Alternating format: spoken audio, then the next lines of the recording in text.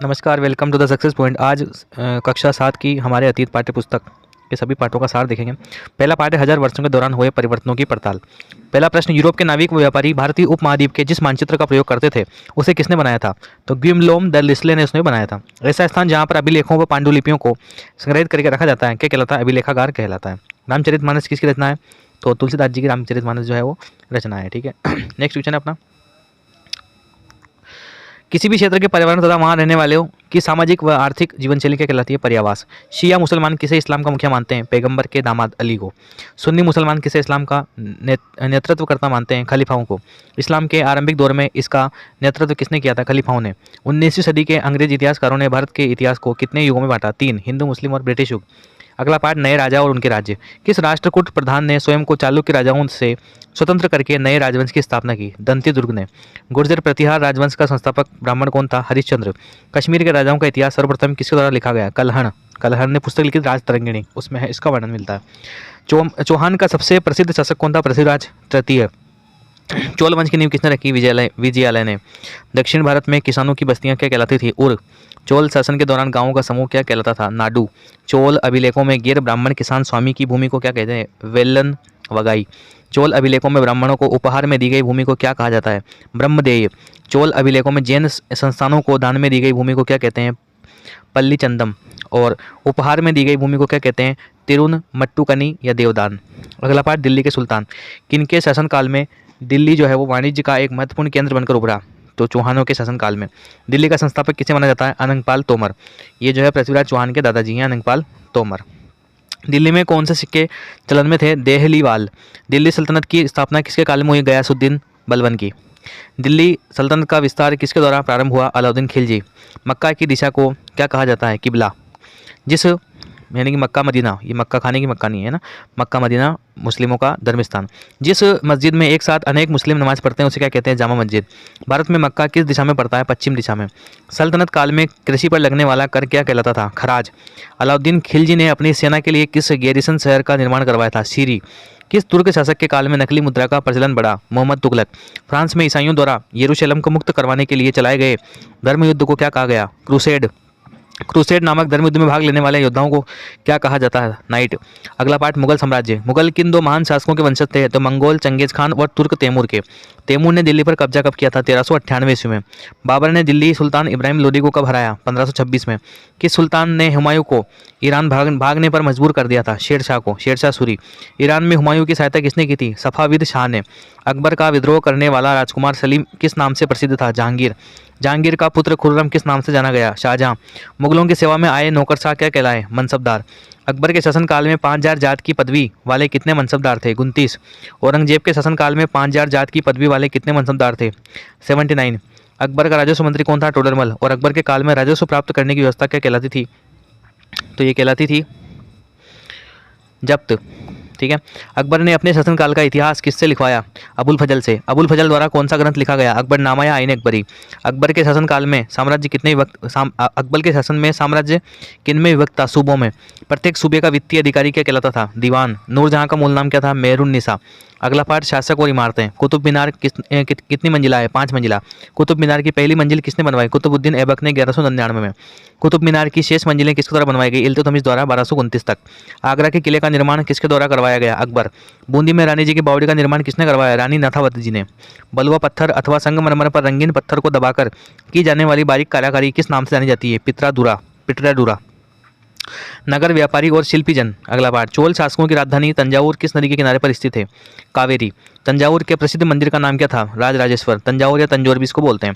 तिरुपति मंदिर कहाँ पर स्थित है? आंध्र प्रदेश में। कांचीपुरम तथा मदुरई किस राज्य के मंदिर नगर हैं? तमिलनाडु के।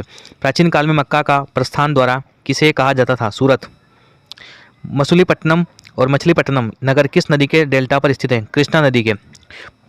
मसूलीपट्टनम का किला किसने बनवाया था? हॉलैंड वासियों ने। यूरोपीय ट्रेडिंग कंपनियों की व्यापारिक गतिविधियों का प्रभारी अधिकारी क्या कहलाता था? गुमास्ते। पुर्तगाली नाविक वास्को डिगामा कालीकट बंदरगाह पर कब पहुंचा? 1498 में। अगला क्वेश्चन देखते हैं। वेस्ट इंडीज के तट की खोज 1492 में किसके द्वारा की गई? क्रिस्टोफर कोलंबस द्वारा। भारत के बड़े बड़े शहरों में बनाए गए ब्लैक टाउन्स किसके लिए थे? भारतीय शिल्पकार व व्यापारियों के लिए। अगला पाठ, जनजातियां, खाना बदोश और एक जगह बसे हुए समुदाय। मुगलों ने किस जनजाति समूह को सबसे अधिक निशाने पर रखा? चेर। कर्नाटक व महाराष्ट्र की पहाड़ियां किन जनजातियों का निवास स्थान थी? कोली तथा बेराद। भील जनजाति भारत के किस भाग में निवास करती थी? पश्चिम व मध्य भारत में। खाना बदोश व्यापारियों का कारवां क्या कहलाता था? टांडा। स्थानांतरित कृषि करने वाली प्रमुख जनजाति कौन सी है? गोंड। चंदेल राजपूत राजा सालवाहन की पुत्री दुर्गावती का विवाह किससे हुआ था? गोंड शासक दलपत से। किसके आक्रमण के दौरान रानी दुर्गावती वीरतापूर्वक लड़ते हुए शहीद हुई थी? आसिफ खान। दुर्गावती कहाँ की रानी थी? गढ़ कटंगा। अहोम राज्य में बेगार पर काम करने वाले व्यक्ति क्या कहलाते थे? पाइक। अगला पाठ, ईश्वर से अनुराग। दक्षिण भारत में संगम साहित्य का प्रचार प्रसार करने का कार्य किसने किया था? नयनार व अलवार संतों ने। ठीक है, नयनार जो संत हैं वो शिव के भक्त हैं और अलवार जो है विष्णु के भक्त कहलाते हैं। विष्णु के उपासक किस श्रेणी में आते हैं? अलवार। और शिव के उपासक नयनार। संगम साहित्य किस भाषा में लिखित है? तमिल भाषा में। अलवार संतों के गीत किसमें संकलित हैं? दिव्य प्रबंधम में। नयनार संतों के गीतों का संकलन कहाँ किया गया है? तेवरम व तिरुवाचकम। भारत के प्रभावशाली दार्शनिकों में से एक, शंकर का जन्म कहाँ हुआ? केरल में। रामानुज का जन्म कहाँ पर हुआ था? तमिलनाडु में। रामानुज किस प्रकार के भक्ति मार्ग से प्रभावित हुए? अलवार। रामानुज ने किस सिद्धांत का प्रतिपादन किया? विशिष्टाद्वैत का। वीर शैव आंदोलन कहाँ पर आरंभ हुआ? कर्नाटक में। और विट्ठल को किसका रूप माना जाता है? तो विष्णु भगवान का इनको रूप माना जाता है। अगला प्रश्न है, चोखा मेला का परिवार किस अस्पृश्य जाति का था? अस्पृश्य जाति का था महार।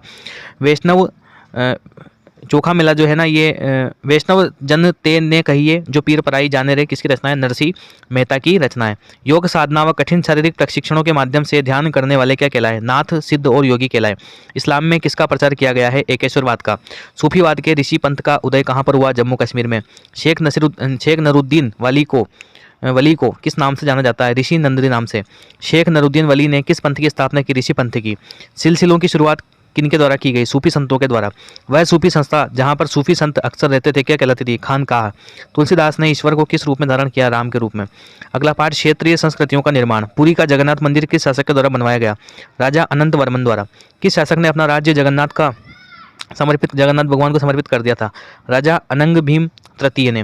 कथक किस मूल शब्द से उत्पन्न हुआ है? कथा से। कथक का प्रदर्शन किसके साथ लोक नृत्य के रूप में होता है? रासलीला। कथक नृत्य का राजस्थान में घराना कौन सा? जयपुर घराना।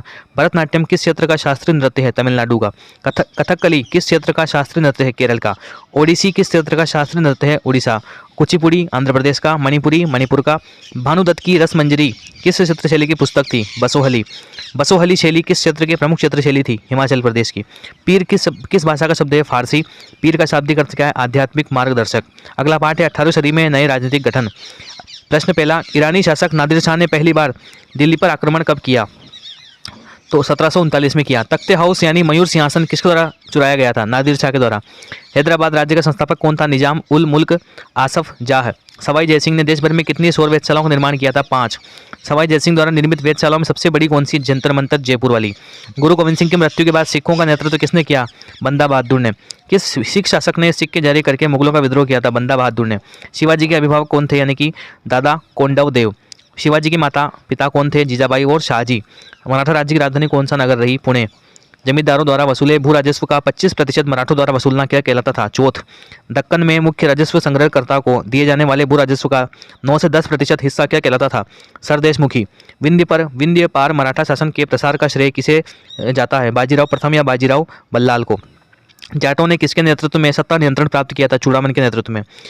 लोहागढ़ का किसके द्वारा बनवाया गया किला? राजा सूरजमल के द्वारा। ठीक है, तो ये सभी पाठों का हमने पाठ का वन लाइनर क्वेश्चन के माध्यम से पूरा पाठ देखा। आशा करता हूँ वीडियो को पसंद आएगा। मिलते हैं नेक्स्ट किताब के साथ में।